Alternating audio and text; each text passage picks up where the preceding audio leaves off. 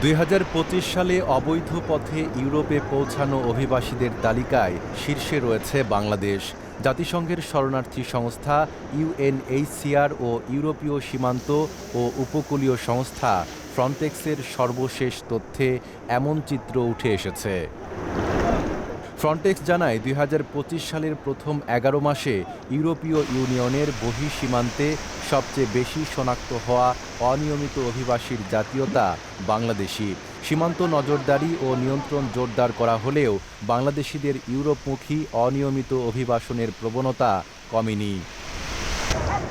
ইউএনএইচসিআরের তথ্য অনুযায়ী ভূমধ্যসাগর পাড়ি দিয়ে ইউরোপে পৌঁছানো অভিবাসীদের মধ্যেও বাংলাদেশিরা অন্যতম। এই তালিকায় বাংলাদেশের পর রয়েছে মিশর ও আফগানিস্তান।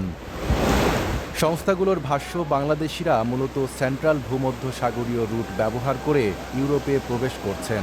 বিশেষ করে লিবিয়া হয়ে ইতালির উপকূল এবং গ্রিসের বিভিন্ন দ্বীপে পৌঁছানোর ঘটনা বেশি দেখা যাচ্ছে। লিবিয়া ভিত্তিক মানব পাচার চক্র এই ঝুঁকিপূর্ণ যাত্রায় বাংলাদেশিদের প্রলুব্ধ করছে বলে জানিয়েছে ফ্রন্টেক্স।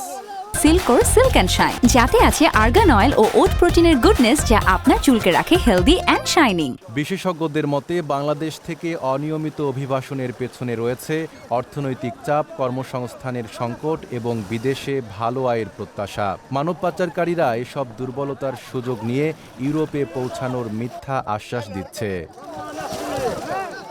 ফ্রন্টেক্স বলছে, ইউরোপীয় সীমান্তে কড়াকড়ি বাড়লেও বাংলাদেশিদের ক্ষেত্রে এর প্রভাব তুলনামূলকভাবে সীমিত।